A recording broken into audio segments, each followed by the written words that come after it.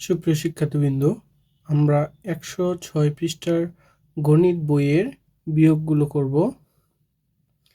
৩ নম্বরের বিয়োগগুলো যে আছে, ১ নাম্বার দেখো, ৩ নম্বরের ১ নাম্বারটা আছে ৯৫ টাকা ৬০ পয়সা। এ থেকে বিয়োগ করতে হবে ৪২ টাকা ৬০ পয়সা। তাহলে আমরা সমাধানটা এইভাবে লিখব। সমাধান লিখব ৯৫ টাকা ৬০ পয়সা। নিচে ঠিক এটা লিখতে পারি, টাকার জায়গায় টাকা লিখব ৪২ টাকা ২০ পয়সা। এখন আমরা আগের নিয়মে বিয়োগ করব। দেখো, ০ থেকে ০ বাদ দিলে ০, আর এখানে ৬ থেকে ২ বাদ দিলে হয় ৪। তারপরে এটা মধ্যে টাকা লেখা আছে, এখানে টাকা লিখব। এখানে তারপরে দেখো হাতে কিন্তু নাই, যদি থাকতো তাহলে এই পাশে নিয়ে আসতাম। তাহলে ৫ থেকে যদি ২ বাদ দেওয়া হয় ৩ হবে, হাতে ১ নাই। ৯ থেকে ৪ বাদ দেওয়া যায়, এই জন্য এখানে হবে ৫। তাহলে উত্তরটা কি হবে? ৫৩ টাকা ৪০ পয়সা। ঠিক একই নিয়মে আমরা পরেরটা করতে পারবো। পরেরটা দেখো ২ নম্বর, ৩৬০ টাকা ৮০ পয়সা থেকে বিয়োগ করতে হবে ২১৫ টাকা ৩৫ পয়সা। তাহলে আমরা ২ নম্বরটা কিভাবে লিখবো? সমাধান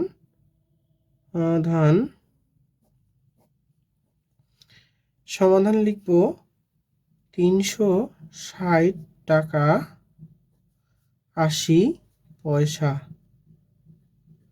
ঠিক এই যে বিয়োগ করব ২১৫ টাকা কত পয়সা? ৩৫ পয়সা। খুবই সহজে আমরা বিয়োগ করতে পারি। তাহলে বিয়োগ করে দাও। এখান থেকে পয়সা আছে, পয়সা লিখব, আর এখানে টাকা আছে, নিচে টাকায় লিখব। তাহলে ০ থেকে ৫ বাদ দেওয়া যায় না, এটা ১০ ধরতে হবে। ১০ থেকে যদি ৫ বাদ দেওয়া হয় তাহলে হবে ৫।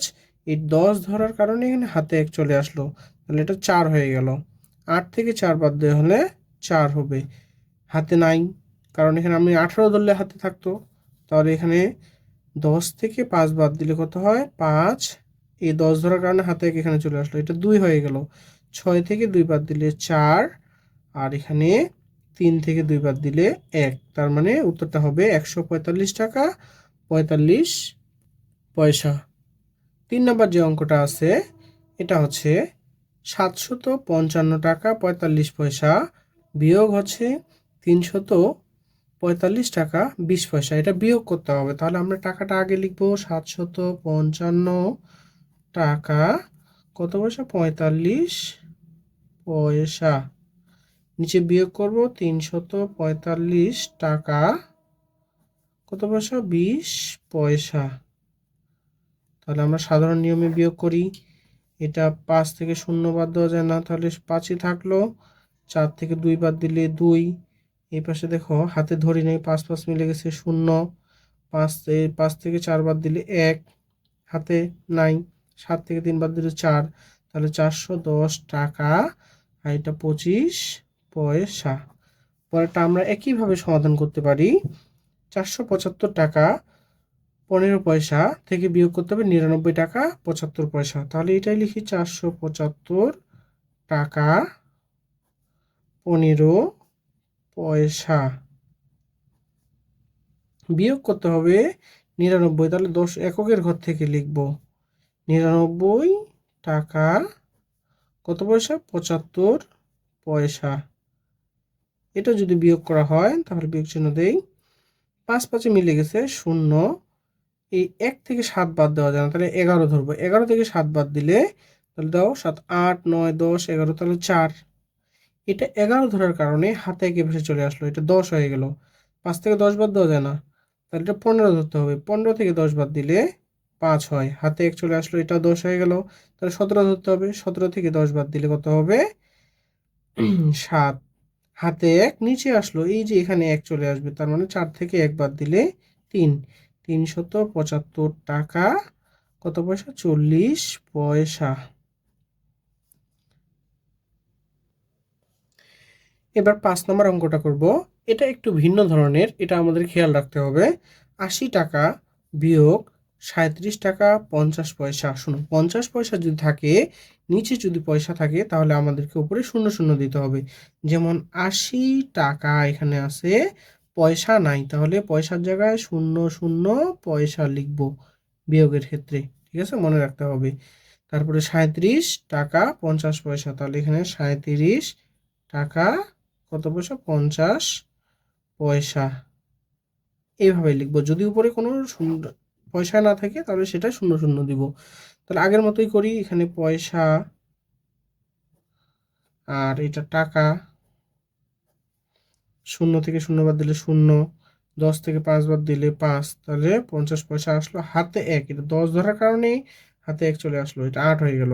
10 থেকে 8 বাদ দিলে এখানে হয় 2, 10 ধরার কারণে হাতে 1 এখানে চলে আসলো, 4 হয়ে গেল। 8 থেকে 4 বাদ দিলে 4, 42 টাকা 50 পয়সা। ঠিক, আমরা 6 নাম্বারটা এভাবে সমাধান করতে পারি আগের মতো। 224 টাকা 45 পয়সা। নিচে কত, 360 টাকা কত পয়সা, 75 পয়সা। এটা যদি আমি বিয়োগ করি, তাহলে এখানে পয়সা আছে, পয়সা লিখতে হবে। আর 5 5 মিলে গেছে শূন্য, 7 থেকে 4 বাদ দেওয়া যায় না, 14 ধরতে হবে। 14 থেকে 7 বাদ দিলে 7 হয়, এটা এটা টাকা হবে, টাকা। আর এইখানে দেখো, এখানে 14 ধরার কারণে হাতে 1 এখানে চলে আসলো, 8 হয়ে গেল।